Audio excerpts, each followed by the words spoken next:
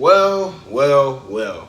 After a very long and very trying second round series between the Oklahoma City Thunder and the Denver Nuggets, we have finally seen the Oklahoma City Thunder win the series in 7 games. And that doesn't do anything but bring them to the Western Conference Finals, where they have to face a very young and a very hungry Timberwolves team. A Timberwolves team that at one point earlier in the season, nobody would have expected them to even get this far into the playoffs if they were to make it into the playoffs at all. However, after a little late run, a little late surge in March, they were able to make it into the playoffs, and so far they've beaten the Lakers. Then they went and go ahead and beat up on the Warriors, got a good amount of rest so they could prepare for this Western Conference series. OKC was a bit different though. They dominated the entire regular season. Blowout after blowout. They have arguably the MVP on their team. They had arguably the best depth pieces on their team, and they cruised through the regular seasons to a near 71 season. Then they get to the playoffs. In the first round, they weren't really tested. However, come that second round, they faced none other than Nikola Jokic and the Denver Nuggets, one of the most experienced teams in all of the NBA in the playoffs these past couple of seasons, as they won the title in 2023, went pretty far in the playoffs in 2024, and once again had made another push this year. Now, they had some controversy happen before the playoffs, but they were still able to push OKC to 7 games. However, in the end, Oklahoma City would win. And that sets up this Western Conference Final matchup that is looking like one of the most exciting series of the entire playoffs. We feature a matchup between Anthony Edwards and Shai Gilgeous-Alexander, one that no doubt in my mind will be fire. Now, before I get too deep in the video, I want to tell everybody, make sure you leave a like on this video because I know you're going to enjoy it. And make sure you subscribe to this channel because if you enjoy this video, you're going to enjoy my videos afterwards. And make sure you comment down below if you disagree with anything I have said in this video. Leave it down below, give me a reason why, or if you agree, let me know why too.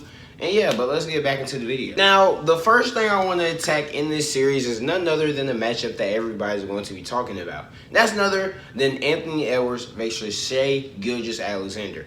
Anthony Edwards and Shai Gilgeous stand at the top of their team as the alpha, as the big dogs on each individual team. Now, when talking about Shai, we know what Shai is. Shai has had arguably one of the most efficient, one of the best seasons we have ever seen from a player in NBA history. From the efficient shot making to the consistent shot making and playmaking throughout the entire season, Shai has stepped his game up another level. And he even took that into the playoffs. First round versus Minnesota, versus Memphis, he didn't really have the best of games, but he didn't really have to. Memphis was going through a lot of things, and they got rid of them rather quickly. But at the start of that Nuggets series, Shai was definitely struggling with all of the on-ball pressure and with some of the looks that the Nuggets were giving him. This was leading some people to question, could he make it and was he a legit MVP candidate? Because he was struggling with some of the looks he was seeing. From zone to the ball pressure to being pressured full court, Shai was struggling to score the ball, put the ball in the basket, and he had some very questionable decisions down the stretch. However, once like game 5, 6 came, we definitely saw Shai start to put it together and have a better performance and be able to properly lead his team to victory. Now, Shai didn't give you any performances that were like any signature moments or anything like that, but he was consistent. Last game, he scored 32 points on, I don't even remember, but one of the most efficient stat lines I've ever seen. And this playoffs, he has stepped up his game as he is averaging 29 points, 7 assists, 6 rebounds while shooting 49% from the field. That's phenomenal efficiency, and that's just what Shai Gilgeous-Alexander is. However, on the other side, you have Anthony Edwards, who has been deemed the legend killer. Now, we're talking about Anthony Edwards. We know how great Anthony Edwards is, but let's fully break down.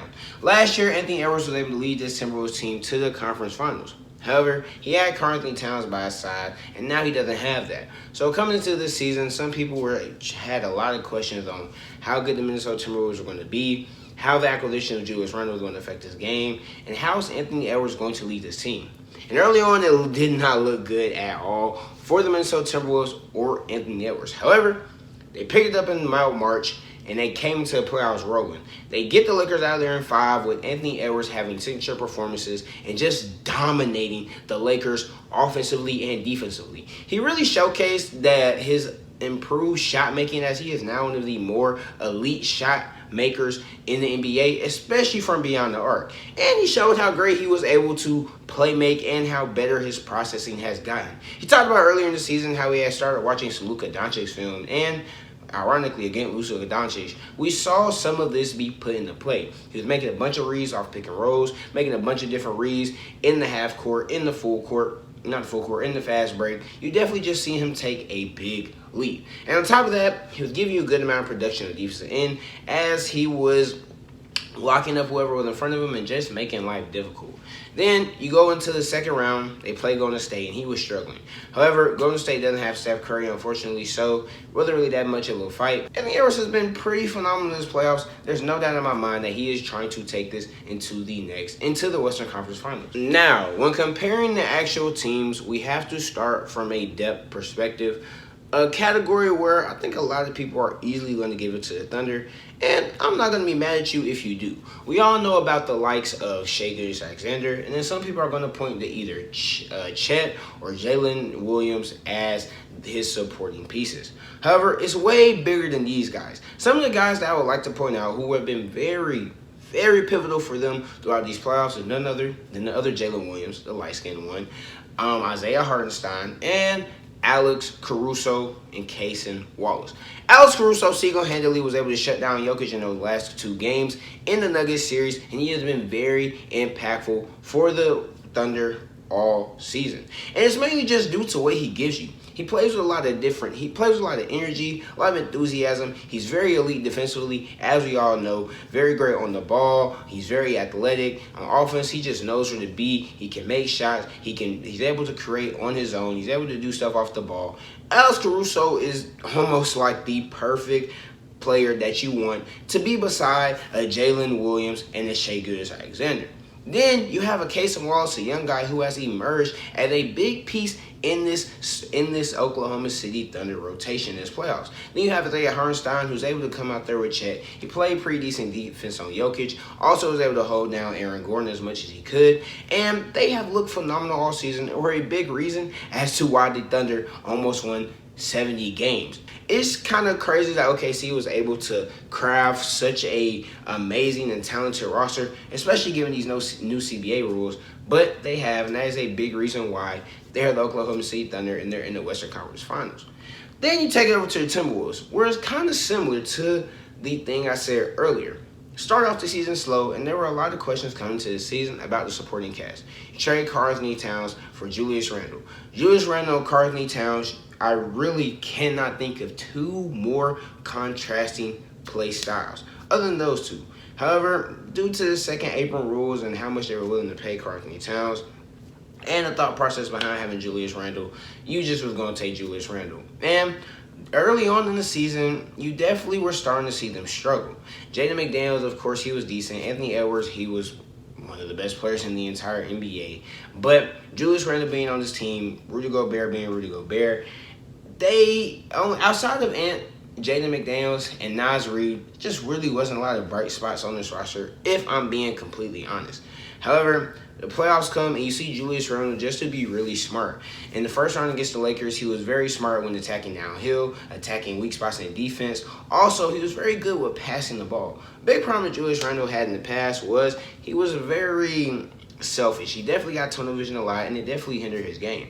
However, he was very good at going down, driving to the rim. He was very good at making shots, very good at making sure players like Anthony Edwards or Naz Reid, when they're in the game, were getting the ball and just playing within the flow of offense and playing winning basketball. Something that a lot of Knicks fans, and even though I'm not a Knicks fan, me, were wishing for him to take a step as well. Because beforehand, I just really wasn't that big of a fan of Julius Randle. But since then, he's taken that leap. A big question mark and a big catalyst will be Rudy Gobert. I'm very curious to see how Rudy Gobert will do offensively against the Thunder. I'm very curious to how the Thunder will see about attacking that Rudy Gobert matchup in the Western Conference Finals.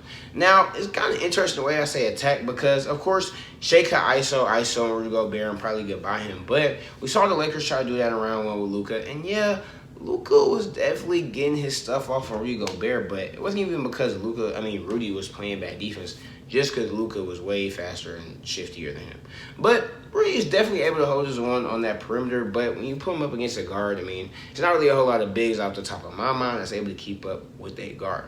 So, with all of that being said, who am I taking in this matchup between two of the heavyweights in the NBA? I personally am going to take Oklahoma City in 7 games. My gut just tells me Oklahoma City is going to win. Now, I'll be cheering for Ant because he has been one of my favorite players to watch in the entire NBA. And I think this playoffs, he's made it to where he should be put in some very interesting conversations within the scope of the NBA with how great he is. And especially when you consider who he has beat to get to this point. But, of course, I'm going to focus on that in the offseason. As of right now, I really just want to focus on the fact that I think OKC's depth is way better than Minnesota's, obviously. And although I think Chris Finch can definitely find ways to offset this because he is so great with certain tactics and with certain schemes he's puts out there and with how he's used Randall and how he's used used Rudy Gobert out there on the floor, I think Coach Mark Daigneault and this Oklahoma City Thunder team have kind of figured out their way throughout the playoffs. They've gotten their poise. They've been tested by the Nuggets. And coming against the Timberwolves, who are a better team against the Nuggets, I think they're much more well prepared. So, all of that being said, you have a team that is also not as young, but still relatively young. They have fresh legs. They have a player of Anthony Edwards' caliber on their team. Going into a series against OKC where, yeah, they have a Shai Gilgeous-Alexander, they have a best depth, but they're tired. And the gap between them and the Timberwolves isn't as big as one would think. However, this is just my opinion. This is what I think, just how I can see it. I think the series can go either way, personally, just because I believe in how great Anthony Edwards has been. I think he has figured out as well. I'm just going with which team I think is better and combine that with the fact that they have figured it out. Just hard for me to go against them. Let me know how you guys feel in the comments, though. Make sure you leave a like down below. Subscribe to the channel if you enjoyed this video. And comment below if you have a different prediction in mind. Leave all your predictions down below. But that's all I have for now. And until next time, peace.